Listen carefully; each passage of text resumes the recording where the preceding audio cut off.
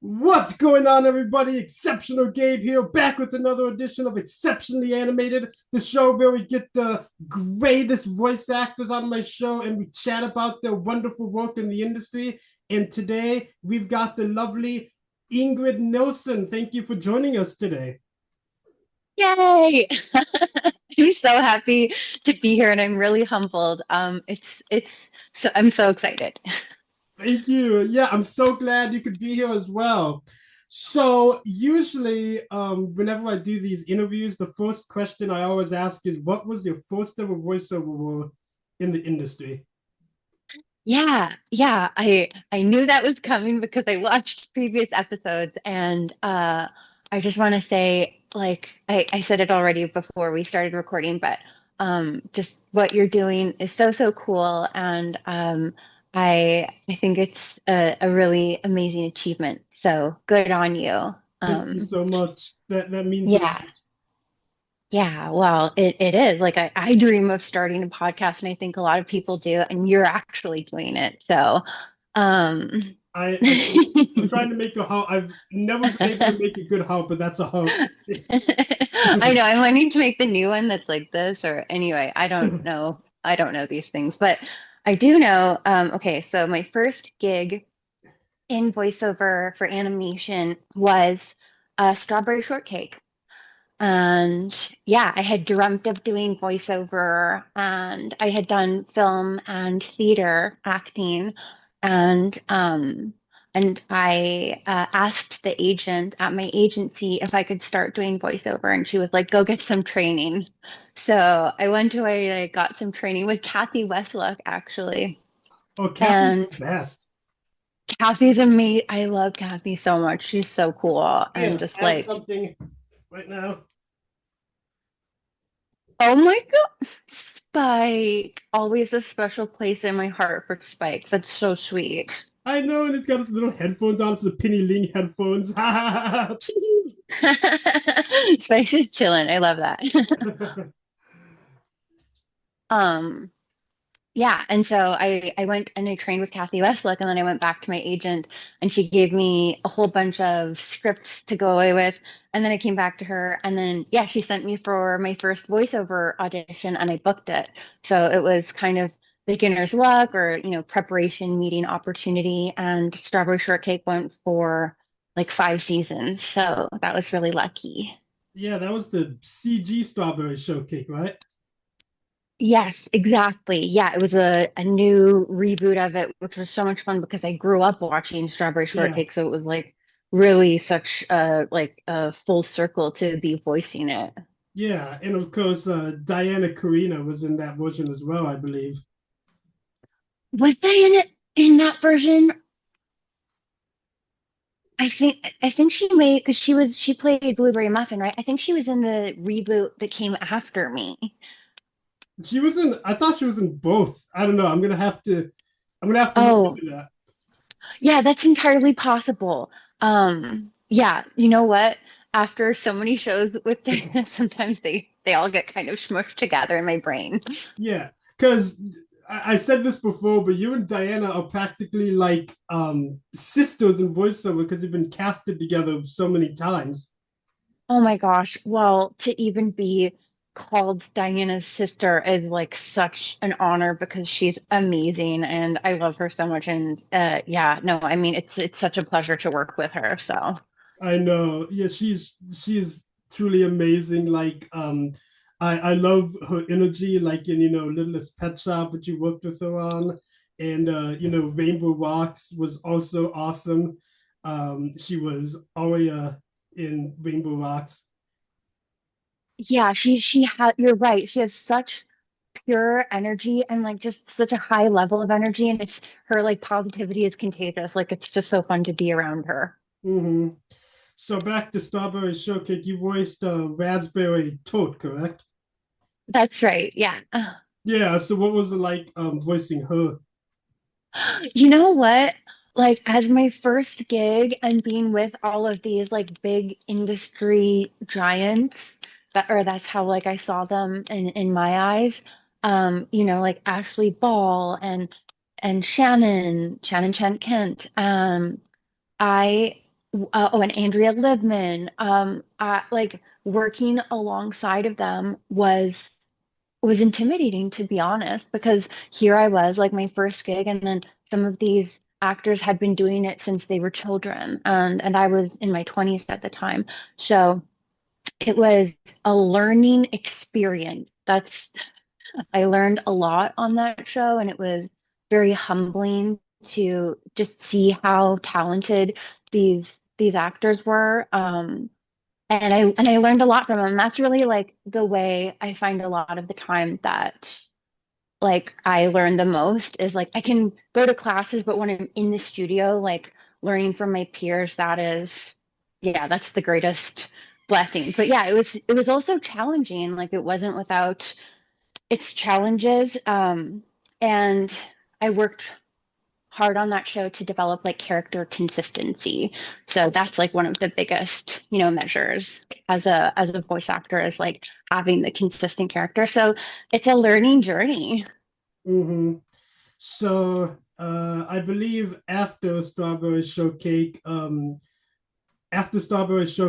was Friendship is Magic that you got booked on, which is probably your most well-known role. Is that correct? There's probably some other things in between there, but yeah, My Little Pony came at some point after that. Yeah. Yeah, yeah, because that was 2010, obviously, and you voiced Pinkie Pie's sister Maud, which is probably your most well-known role. And what was it like being in a show as big as Friendship is Magic? Yeah, well, again, like that was, woo, it was such a humbling experience, but it was also such a fun experience. Yeah, to play Pinkie Pie's sister, to play Maud, like I knew like here's the thing. I was in Japan and I was teaching yoga and I knew about My Little Pony and I knew like what a beloved show it was and I was meditating and I was like I would really love to be on that show. And then it happened and I don't think I knew really what I was getting into. Like for one, I had no idea that I would ever attend like fan conventions and meet all the wonderful people that I've had the opportunity to. But yeah, being Maud was so much fun. It was like my inner voice, like because Maud is, she speaks kind of monotone and while I might present as expressive on the outside, she really was like an inner part of me. And so, yeah, to just be in the studio with all of those actors too was like to see like Ashley Ball playing multiple characters and to see like Tabitha just like shining like the star that she is. Like it's always so humbling and like such a pleasure. And we laugh so much. Like yeah, it's one of like my favorite experiences in life when I get to be in a studio with like a whole big cast of characters. It's so much fun. And not only that, but you got to voice like Pinkie Pie's entire family. You also voiced Limestone Pie and Marble Pie as well. Yeah, yeah, I did. I mean, you gotta have the whole, the roster of voices and, and do your best to diversify the types of the voices that you do. So yeah, it was like being able to voice my own sisters on that show was like it was really so much fun and yeah, it was cool to be able to like jump out of Maud, who like is a very specific character, and to do something a little bit different. Yeah, because of course, Limestone was kind of the teen angst character, and Marble was kind of like a Fluttershy character in a way. Hmm. Yeah, yeah. So what I've always wondered, why do you think so obviously, Pinky is the very energetic, very colorful pony, and her sisters are all like all, gray and very, kind of monotone. Why do you think there's that big personality shift between a family like that? Yeah, I mean, that's a good question. I think that there's like a couple ways of answering it. I think that like from a writer's perspective, one thing I know about comedy is that contrast and even like conflict can create comedy, right? So those like strong dynamic opposites of like Maud being so different from Pinky, like that's quite funny. It's amusing anyway that Pinkie Pie, the most energetic party pink pony, would have this sister who's like quite gray and monotone. Um, but then, like, I look at my own family and I'm very different from my sister who grew up like excelling in athletics. She was like an all-star athlete and she's 6'3" and I'm, 5'4". So she's almost a full foot taller than me. And we're very, very different. And so I think, yeah, a lot of families might also have that experience of siblings that may appear total opposites, but I love my sister so much. And Exactly. so, right? So like those dynamics of being different almost bring us together more because like there's there's just such a contrast that I like admire and am in awe of what my sister does, which I could never do, like playing volleyball and basketball, like there's no way. Yeah, and that's what I love about Maud's and Pinky's relationship so much. Like I'm gonna refer to the introductory episode where they Maud's first episode. All of the ponies had trouble fitting in with Maud. They didn't really want to be a friend, but then they realized at the end when Pinky risks her own life building that obstacle course, that basically, the thing that brings them together is her love for Pinky as a sibling. And I think that's an important message, and that it really brings, siblings closer together. Absolutely. I think that like it represents how their like families can come in so many different shapes and sizes, in today of all days. And that like, yeah, that we can embrace our differences and celebrate them and that it's something that can bring us closer together and that like, we might, yeah, like not everyone is going to understand us or we might at times be misunderstood and that's okay too. Like, um, I think what's cool is that both Maud and Pinky stay true to themselves and they are who they are and they own it. And I love that. Yeah, and I also love the Christmas special where Applejack's family goes to stay with Pinky's family, and they have trouble fitting in because they don't like their traditions. So Applejack tries to change their tradition, and then they end up leaving at first, but then they come back when they realize that the traditions of families, you gotta stick to those traditions. Yeah, sticking to the traditions and then like, if you're welcomed into someone else's tradition that like that's so cool that like maybe it's different from what you grew up with and I think maybe I've certainly had experiences like that of being welcomed into someone's home and maybe they're eating totally different foods than I would usually with my family and that's so cool and something to be, yeah, like embraced and celebrated. And I love that the episode addressed that and did it in such a like humorous and fun way. Yeah, and then the another good one is the one where Maud gets the boyfriend, and Pinky doesn't like him at first because I've been in a similar situation. My sister and I are very close too. We share a strong sibling bond, and when she was in a relationship, it's definitely hard. So you can definitely relate to that episode if you have a strong sibling relationship. Gabe, oh my goodness, you and me both. Like I like it's such an adjustment to see a sibling in a relationship, right? Because you like for me anyway, with my little sister, like I wanted to protect her and like I wanted to scope out who she was dating and then like, now she's married and my brother-in-law is amazing, Yeah. and I'm so grateful for that. But I think that you're right. That is like a common experience that at first you're kind of questioning this person. And yeah, it's so funny because Adam, who played Mudfryer, is my good friend in real life. Not my boyfriend or anything, but like it was it was so funny when he was cast as Mudfryer and we just had a blast. It was such a fun dynamic. Yeah, well, it was great casting because you both matched off each other's energy, which was none. It was just the monotone voice. Right? Yeah, no, I think we really understood each other because we had also done like a couple things together and like we're also just good friends. And so yeah, we had so much fun working together as pony boyfriend and girlfriend. Yeah, and that is a very strong writer's standpoint. I just want to address that.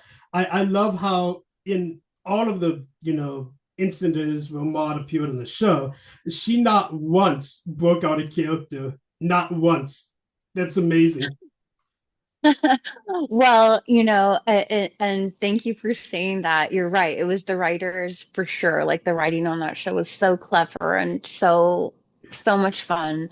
And for me voicing it, like I learned from past experiences like Strawberry Shortcake about, Yeah. creating that character consistency. And so when I was voicing Maud, I would stand very still and I would keep myself very calm and just everything that I would usually express as emotions. It was like going on, but like deep underneath the surface. And so, yeah, I'm so thankful that you said that Maud didn't break character. You're right. She was very consistent in that way. Well, obviously, I just want to say for the record, not just the writers, but you too. Like, um, people don't realize, that's actually takes a lot of talent to be that monotone in a performance. Because, like, I'm very energetic, and that's even hard for me to do. So that performance as Maud was just extraordinary, in my opinion. Wow, thank you so much for saying that. Honestly, like I'm also quite energetic and so like I'm usually bouncing around. Like I'm more like Pinkie Pie and Fluttershy in real life. Yeah, And so yeah. so for me to like kind of come into a calmer, more measured tone was yeah, it was so much fun and it was work. So Yeah, thanks for saying that. yeah. Because for me to talk like this for multiple episodes, not gonna Yes. be that easy. No, you did it. You did it. Yeah, yeah. And here, I even brought a little something. You ready? Okay. Oh, hang on, you can't see Oh, hi, Boulder. There you are. I was looking for you. it. You're looking, your pet rock. Yeah, you've got a Boulder. That's so great. How is your pet rocks also named Boulder? Well, in this case, yes. Yeah, no, I collect like stones and gems, so it's so funny that Maud has Boulder because yeah, I think it's just so funny that So that's her you're pet. actually into like rocks in real life? I love stones and gems and crystal stores and all of that. Like I don't necessarily know like the function of them, how people are like, "Oh, like rose quartz is good for opening your heart chakra," or whatever people might say. I like I gravitate towards stones and rocks. So, yeah. That's so cool. That's really cool, actually. So another question I had, did any of your characters ever appear in Equestria Girls, the spin-off of Friendship is Magic? Yeah, Maud was in Equestria Girls. Like not a ton, but she did appear in Equestria Girls. Okay. I couldn't remember because I know if she did, it was probably very minor appearances.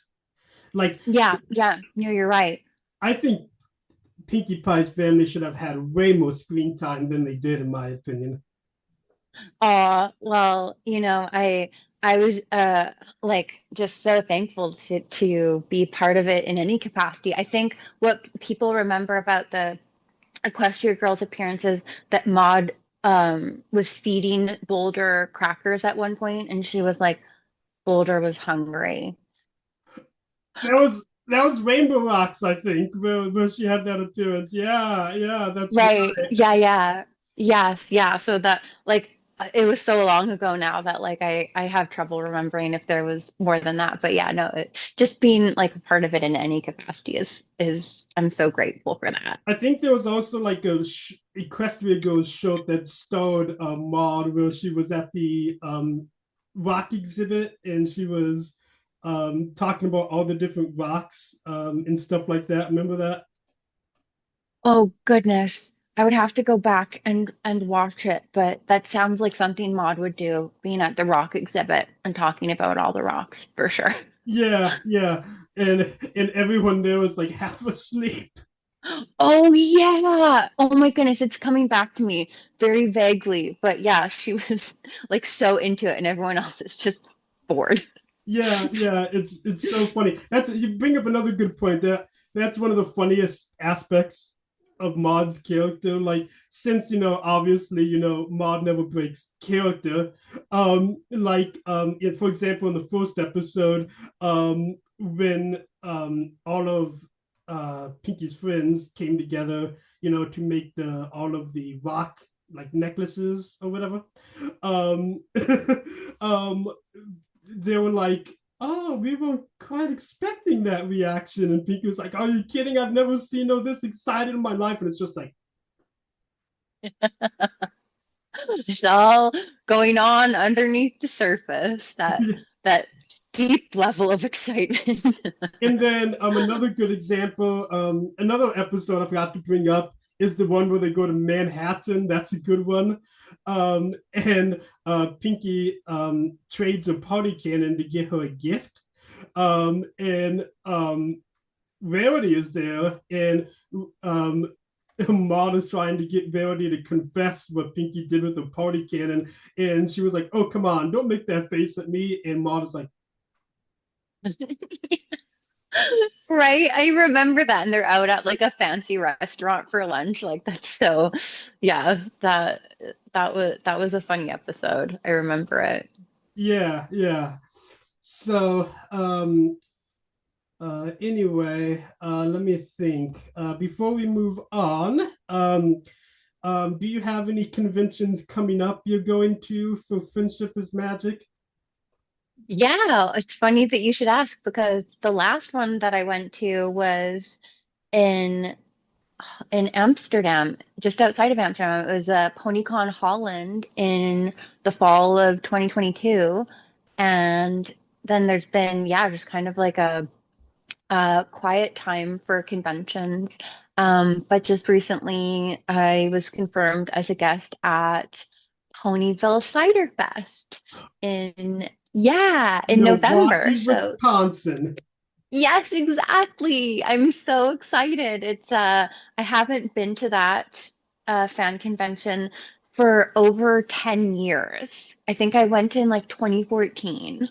That's a long time. Oh my God. So Yeah. let me tell you a fun fact, okay? Okay. Milwaukee is like my second home. Aw, that's so Yeah. cool. Why is that? Do you have family there? No, I actually am from Michigan, as you know, a portion of Michigan. Well, Michigan's a big state, but a portion of it borders Wisconsin. Even though it's a pain, since I live on the border of Indiana and Michigan, I have to go the big U-turn around Illinois, around that terrible Chicago traffic to get up to Milwaukee, and it's always a pain. But it's worth the drive because I just love it up in Wisconsin. Everyone is just so friendly up there, and it's just Milwaukee is a beautiful city, and you're gonna love it. Yes, yes. I remember loving it so much and just having a blast when I was there last time. And that everyone at the convention, the organizers and the attendees, like everyone was just so, so nice. And I saw the bronze statue and Yeah, I just remember having a really good time when I was there. So anyway, moving along, the next show you did was so I think the next big show you did was Littlest Pet Shop, A World of Our Own, which is one of my favorites. Oh my goodness. Mine too. Mine too. I love that show. Yeah. So which is why, see, I got both my pinky necklace and my jade necklace. Aww. And unfortunately, I don't have a jade plush, but over here I got Roxy. You have a Roxy, just like Diana had. Oh my goodness. She's so cute. I love her. I know when Diana had her plushies, I was like, oh, I don't have my plushies with me right now, but I have at least a mod plushie. I don't think I have like a Jade figurine. And yeah, I want a Jade plushie. That'd be so cute. Yeah, yeah. I should, if I ever find one, I'm gonna send you one. That's so nice. Yeah, I'm sure. Oh, well, I'm sure one exists out there, but yeah, now that the show's not is finished, who knows if it would Yeah, be they're very hard hard to to find. find. Yeah, Yeah, I unfortunately, bet. because all the Yeah, scalpels like they sell it for like hundreds of dollars on eBay. right. Yeah, I bet it would be at this point. Yeah. Yeah. So, Jade, since she's a cat, obviously was similar to Mom. She was also very laid back. And the best part of A World of Our Own by far was Roxy and Jade, their characters, bouncing off of each other because Roxy is like the most energetic character I've ever seen, and Jade is super laid back and so funny. That was a wild contrast. Yeah, just like seeing how energetic and amped up Diana could be, and then me just being like, so yeah, laid back. I mean, it was, yeah, that was a really, really fun cast and a super fun show to work on. Yeah. So, the Littlest Pet Shop, I actually grew up with. Remember the one before that with Nicole Oliver and Sam Vincent? I do. Yeah. Were you in that one or just A World of Our Own? Just a world of our own. Yeah. Okay. Okay, that's what I thought. Because same thing with Diana. For whatever reason, it credits both of you as being in the other Littlest Pet Shop as well. Even though, then again, IMDb is not a credible source. It's so good that you know that because I'm always so confused by IMDb listing credits for actors that they weren't a part of, and then sometimes other credits aren't listed. Like it's true what you said that it's not the resource to be trusted for accuracy. Yeah. So let me tell you my IMDb joke. You know what the highest rated movie on IMDb is? Tell me. The Lion King, because it's the king of lions. Yeah, the Lion King. That is such a funny play on words because It it's accurate. I mean, I think it's probably just like, you know, like not an intentional error. It's just something that occurs in their system somehow. Like maybe I'm not sure how it happens, but yeah, like Diana said, The Lion King is also a really good movie. I love it. Oh, you watched this, so you already heard the joke. Oh man. But it's still funny. It's still a funny joke. It's always a funny joke. Here, okay, here. I've got another one up my sleeve right Okay, here. okay, okay. So this is one I haven't used before. Okay, Okay. so everyone on IMDb has been diagnosed with diabetes. They are type 69th diabetics. Yeah, well, I'm not intentionally lying on IMDb, but my profile and other actors are not always accurate. You're absolutely right. Well, obviously, it's like just like Wikipedia, anyone can put that information in, so they can like Oh, they can say you've been like in any show, any movie you want to. It's ridiculous, but anyway, we're not here about IMDb. We're here about you. So no, but it's important that you address that because I think for people to recognize that about IMDb is a good thing to know that when you're searching it, that it may not always be the most accurate. Yeah, exactly, exactly.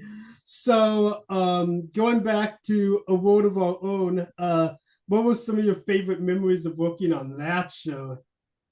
Oh, oh, you know, it's funny, like that old Joni Mitchell song. They say that where she says, "Don't it always seem to go that you don't know what you got till it's gone." Like at the time, like of course I was like, having so much fun, but in hindsight, like it was such a special time.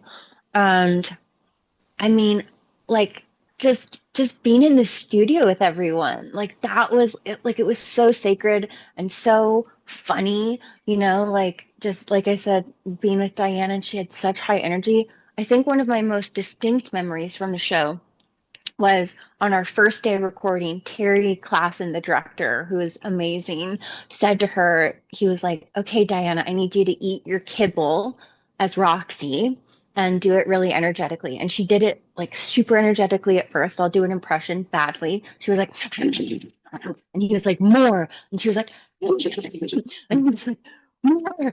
And she was like, and I was just sitting there like, watching what she was capable of doing blew my mind. And the same goes with all of the actors on that show. Like I just I yeah, I loved working with everyone. I mean, Rona was in that show, and oh gosh, Vincent Tong. I love Vincent Tong so Yeah. much. And my friend Bethany Brown.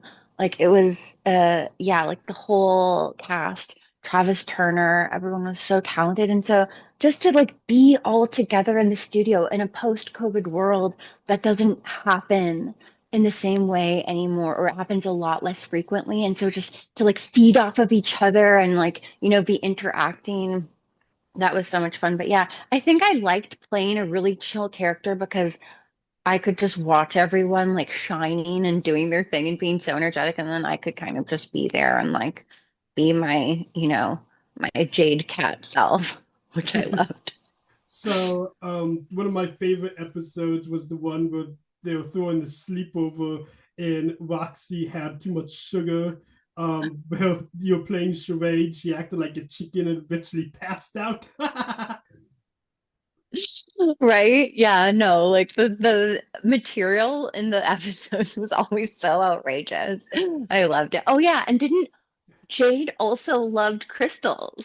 She had a Yeah, crystal collection. yeah, I forgot about that until just now, and I was like, of course, she loves crystals. yeah, Like I love crystals. yeah.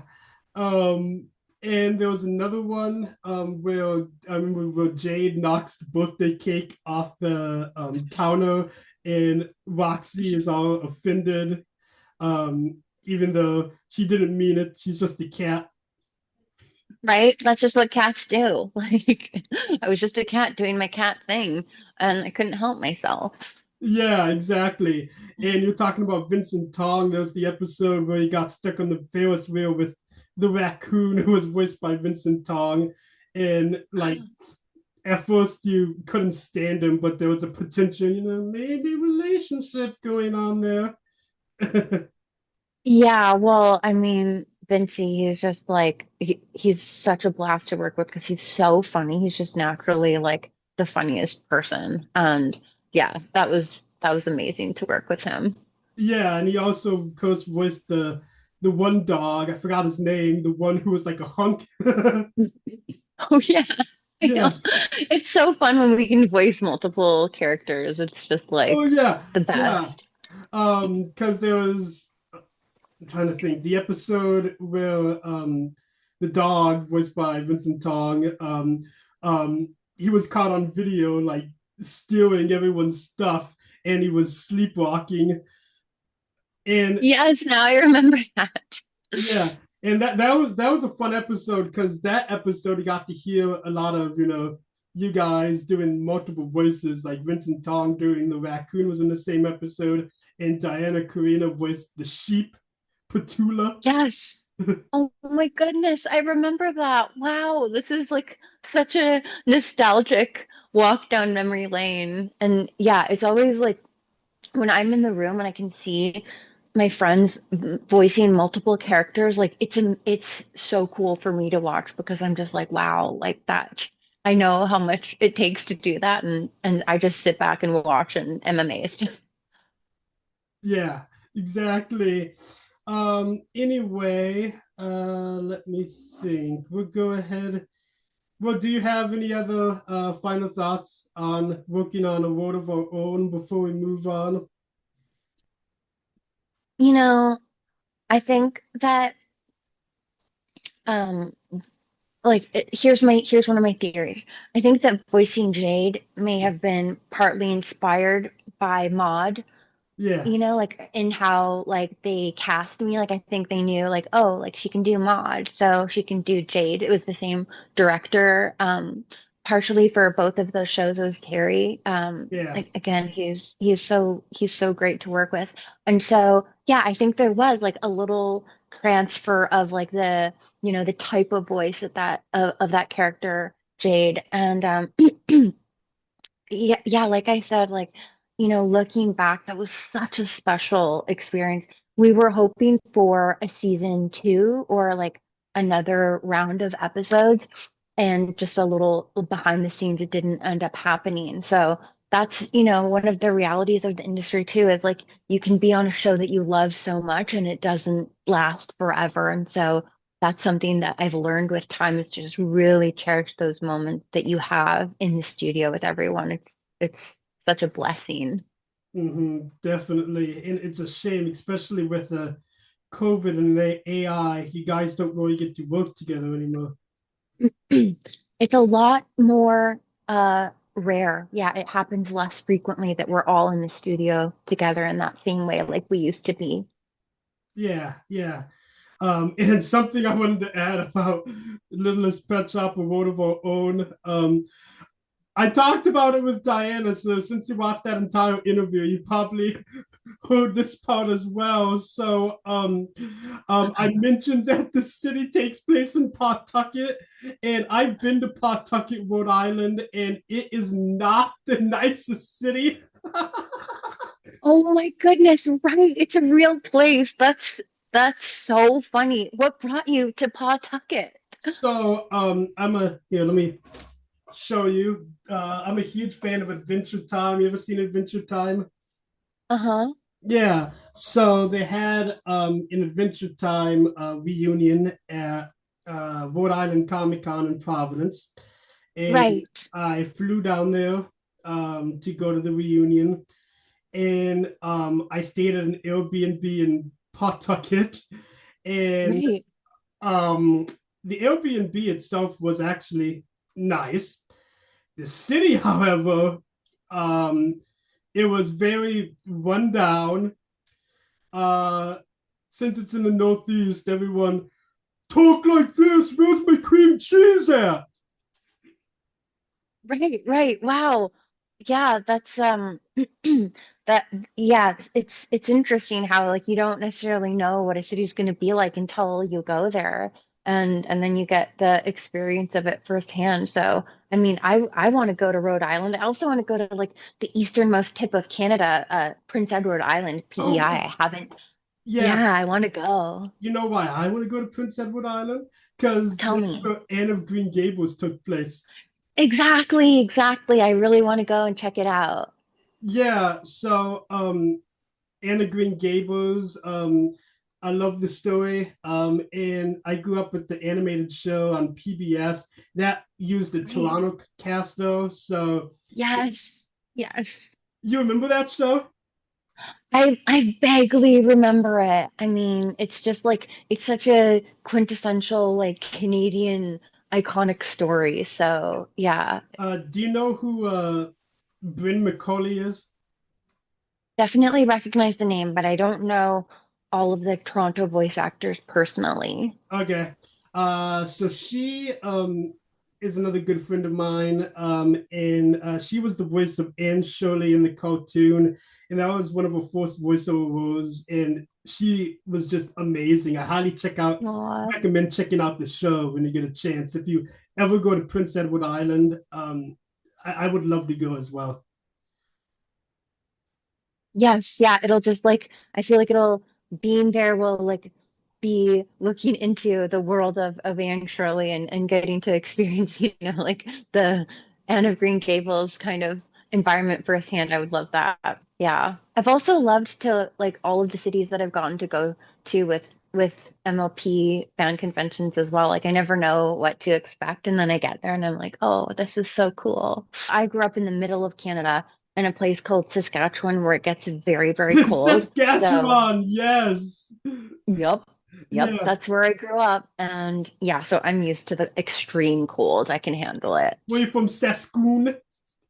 Saskatoon, that's where I was born. Yep. Saskatoon, that's how you pronounce it. Is that the Yeah. capital of Saskatchewan? I can't remember. Saskatoon, Saskatchewan. Um, wow. Well, here's an embarrassing moment. I think that well there's another city called Regina, which is the Queen City, and I think that that might be the capital. And in fact, that's where I grew up. So, Okay. but Oh, okay. Saskatoon is beautiful. Yeah, because I would love to check out the capital of each province in Canada. Like, I've heard the capital city of British Columbia, Victoria, is very beautiful. Yes, yeah, I was in Victoria not long ago, and it's stunning. It's so worth a visit. If you can, I don't know if you'll have time when you go to Vancouver, but Victoria is beautiful. Yeah, it's on the island, Vancouver Island, and yeah, I had a blast when I went there recently. Mm-hmm. Anyway, moving along with your woes, were you in Super Monsters? I was Who did you voice in that show? Luna the Moonicorn. Luna the Moonicorn. Uh, Yeah. so I haven't seen much of that show. However, I know again Diana was in it. Ironically, she voiced the Spike the Dragon in that show too. Right. Oh, that is ironic, isn't it? Yeah. Yeah, no, I've seen some of it and it's really, really a sweet show. It's super cute and like I think I would like to watch it with my nephews, my young nephews who are 5 and 1 years old. Yeah, yeah. I need to watch more of it. Definitely. It's on Netflix, right? I think it was. I don't know if it still is, but yeah, it's a great show. Okay. And earlier we were talking about Strawberry Shortcake. Were you in the latest Strawberry Shortcake Berry in the Big City? I have not been in that one, no, but it's so cool that it keeps getting rebooted and like reimagined. That's such a shame because I love that version because you've probably seen, I don't know if you've seen it or not. It's similar to, Friendship is Magic. The animation is so bouncy and energetic. And I like that Yes, they added that, animation style to the Strawberry Shortcake universe. totally. No, I have seen segments of it and the animation style, you're so right. It's like it's so fun and it's beautifully designed and animated and yeah, I mean, I know that the cast on it was also super talented, so I'm sure that it's an amazing show, just really fun to watch. Definitely. And I wanted to add real quick before I forget, the Strawberry Shortcake I grew up with was the early 2000s version done by Geek Entertainment. Do you remember that version? I don't know if I remember that version when I was growing up. It was like the 80s cartoon version. Would that be that would be a different one, Oh right? yeah, yeah, that was like American Greetings, like years ago. Yeah. Yes, yeah. Yeah, that one I had like the stickers, like I had like the Yeah. collectible like scented stickers and I thought they were so cool and yeah, I grew up watching it. It was like part of my childhood. Yeah, yeah. Yeah, yeah, Strawberry Shortcake. And the theme song was catchy too. It was like that girl so sweet, just like her name. Oh, that's so fun that you remember the theme song. Yeah, I don't recall how it went. That's the one that you were watching, right? When you were Yeah, growing the up, like the 2000 2000s. version. Yeah. Yeah, Yeah, I'd have to go back and watch the theme for the 80s cartoon version, but it was just like, yeah, like such an iconic part of my childhood. that's awesome. Anyway, were you in Polly Pocket? I was, yeah. And who do you voice in that? I voiced twin 4-year-old sisters named Vera and Coco. Oh, that's so cute. Yeah, so I was my own twin. I haven't seen much of that as well, but again, I know that it, takes the, friendship is magic approach and kind of adds that, bouncy animation style to, the Polly Pocket universe. Yeah, that's a good way of putting it. And it almost kind of has like the style of like how the Equestria girls were animated, like similar but different. Yeah, And it's a really fun show. Like it's funny. They got a solid cast on that show for the main characters. And so yeah, I played um the sisters again of one of the main characters. yeah. Um and so yeah, the 4-year-old sisters are they're just a handful. Like one of them is very mischievous and yeah, just voicing a 4-year-old was so much fun. Like I really got into the spirit of being like a young kid for those roles and it was yeah, it was really really a good time. So, anyway, are there any other voiceover roles you've done over the years you've been doing voiceover you would like to bring up? Yeah, well, thanks for that question. You know, it's like any voiceover work that I've had the opportunity to do, it's like it has a special place in my heart. I guess like in recent memory, most recently I played a character on Lego Dreams. I did a guest star on an episode playing a character named Scarlett Reddington, and she was really fun. She was described, her character description was kind of like the female Willy Wonka. So she was like very like big, like a larger than life personality, and she introduced a game that the characters in the show had to play, and it was like a really dynamic racing game, and there were all of these challenges that they had to solve. And that was a really fun episode to record. And I know that Lego Dreams has like been a show that has been gaining in in people liking it. So that's really cool. Oh, very cool. I've actually never seen any of the Lego shows, honestly. Everyone tells me you need to watch Ninjago because that has the Vancouver cast too. And it's like I still haven't had the time to watch it. I know. Well, that's the thing with all these shows is that like it does take time to watch them all. So I want to find out how to watch the Lego Dreams episodes. I'm sure that they're streaming, but yeah, no, I know that it's been a show that people have loved watching um, because I was in Italy last year and I went to the Lego store. And next to Ninjago Lego and Harry Potter Lego was Lego Dreams. And I was like, oh wow, like I guess the show like has gained in viewership in such a way that it's like, in the Lego store in Milan. So that was fun and I want to watch more of it. It's yeah, I know that the Lego shows are super popular and I haven't really had a chance to see much of them.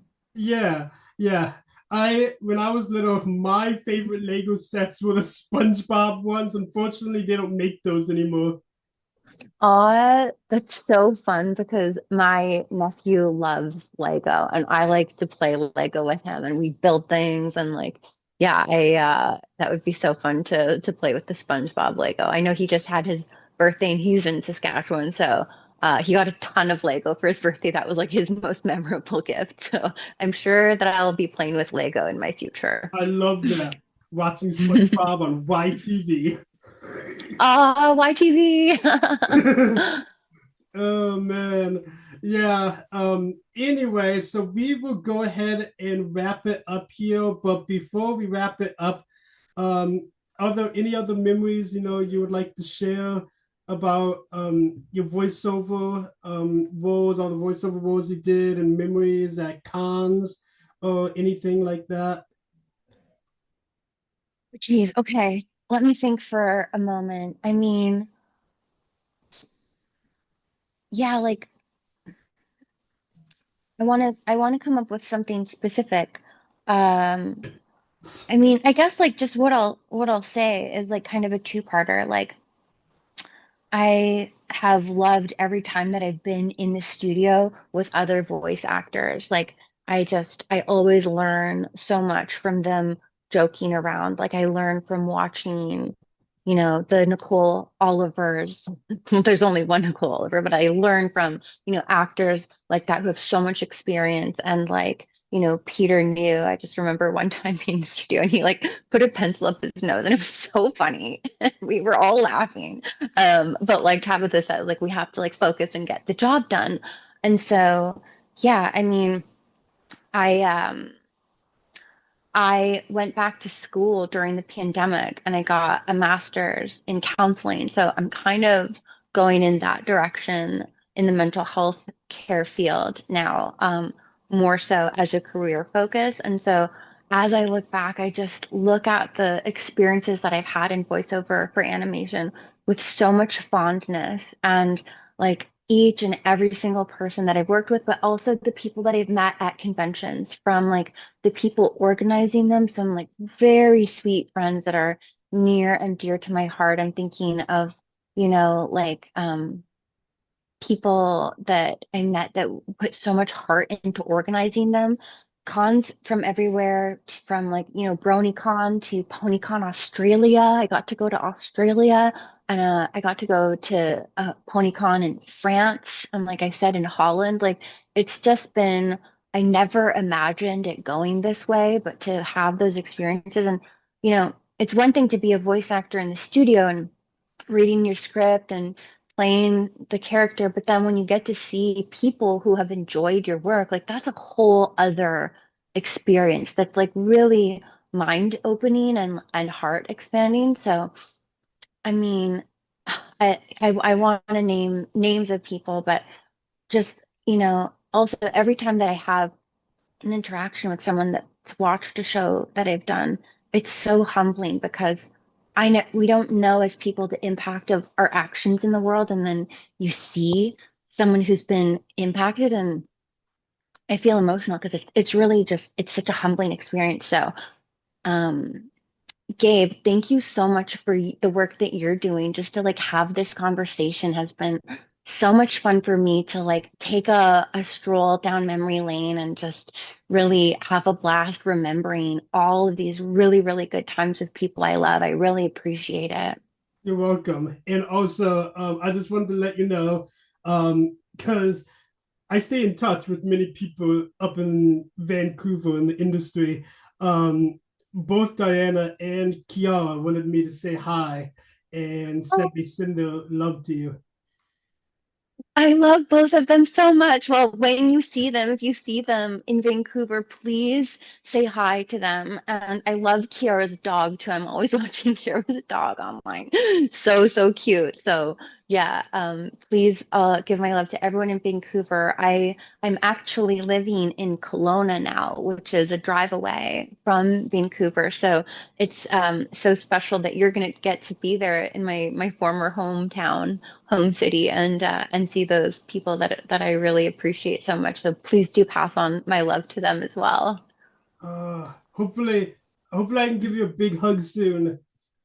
Yeah, that would be so nice. Well, you never know. Maybe there'll be another convention in the future and our paths will cross in person. That would be so, so amazing. Definitely. But you follow me on Instagram now, right? Yes, yes. So I will be along for the journey. I'll be watching closely and yeah, I'm so excited for what's to come for you, Gabe. I wish you all the best, and I know that amazing, great things are coming your way. Thank you so much. It was such an honor talking to you. And I hope you have a great rest of your day. Thank you so much. You too. Bye. Bye for now.